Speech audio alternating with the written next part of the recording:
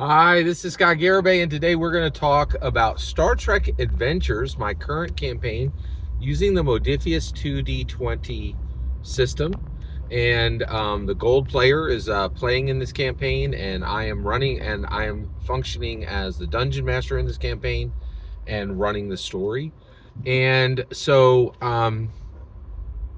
basically, we reach a point where um, so the Star Trek Enterprise NX-01 is currently carrying Klang, who is a comatose Klingon that Phlox, the doctor, expects he's going to be able to bring up very soon, and crewman Archibald of security crewman Archibald is currently securing boxes that are in the hangar bay. Right now, actually, what's interesting is I keep a lot of things secret from the player, right? But and I actually but I'm actually not going to keep things secret from you. So the things that are in those crates are the holodeck. So they're actually going to set up a holodeck. They just got the materials from an alien race to create the holodeck on the Enterprise NX-01. So the secrecy around those crates is very needed because this is the first time a holodeck's ever going to be set up on any Starfleet ship, which is kind of important. And Elmith was trying to find the secret to get into those. So at this point, Klang is close to being brought out of his coma by Phlox. And Sato has just talked to security crewman Archibald and said, hey, I want you to get into a fist fight with this Klingon when he awakes, because I actually think that's going to help us to, I could really help us, right? To make his transition into our world easier, right? Because it's something he knows how to do. It's something you can do. And security crewman Archibald turns her down to secure these crates in this hangar. And then at that point, things continue to go. Oh, and also Elmith, which was an Andorian Starfleet officer, asked to see the crates, but that request was refused. So at this point, Star Trek Enterprise NX-01 is heading away from Jupiter towards Saturn. Okay. And all of a sudden, on the bridge, crew come up and they're like, actually on the bridge, they're like, Captain, there's a ship approaching, and they don't know what ship. So they know there's a ship approaching the Star Trek Enterprise NX-01. Pretty unusual. They're not even out of the solar system yet. And so everybody's shocked. And the communication officer, Sato, says, actually, it's we've been hailed. It's a Ferengi vessel and merchant Sov. So Ferengi merchant Captain Sov, SAUV, is hailing us and wants to meet with us. So this is actually first contact between human and the Ferengi. So the Ferengi have flown out of space and sent a ship directly to the Enterprise NX-01. So this is a major moment because this is first contact between the humans and Enterprise, or between the humans and Starfleet, right? So kind of a big deal, right? So at this point, the security crewman Archibald, right, is like, okay, well, I'm going to set up a security detail, and I'm going to send them to escort the Ferengi to a secure conference room where Tucker and Archer will meet with the Ferengi merchant Captain Sov and his number one, right? And this is going to be first contact, right? And then at that point, security crewman Archibald continues his and actually at this point he's actually on patrol in the ship itself, right? But he arranges for that escort, and then he is on patrol. He is continuing on patrol throughout the ship because he knows that there's going to be significant that this is a significant moment, so he wants to make sure there's safety throughout the ship, right? So at that point, sure enough, he's around on like deck. There's like, I think there's 7 decks on the Enterprise NX-01, maybe 7 main decks. I think there's significantly more than that.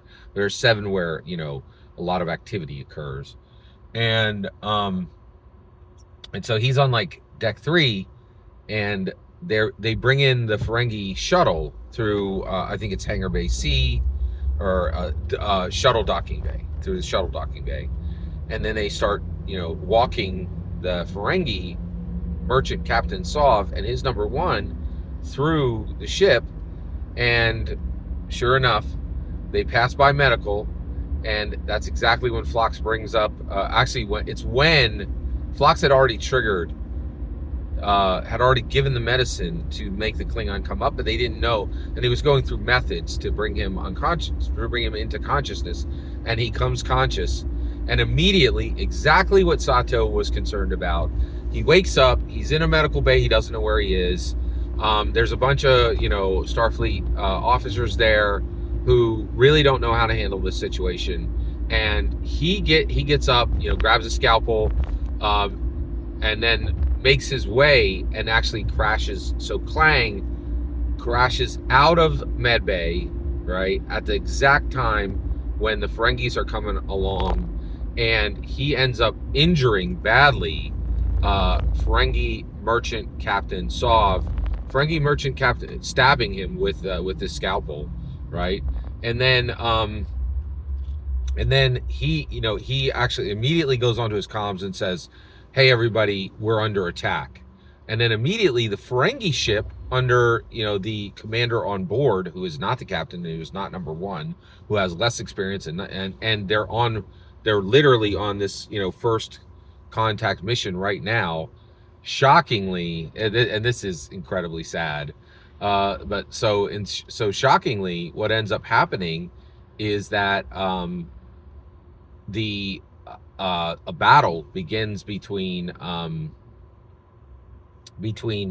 Ferengi ship and the Starfleet Enterprise NX-01, and so Commander Archibald, for the first time, uses his ship's weapons focuses.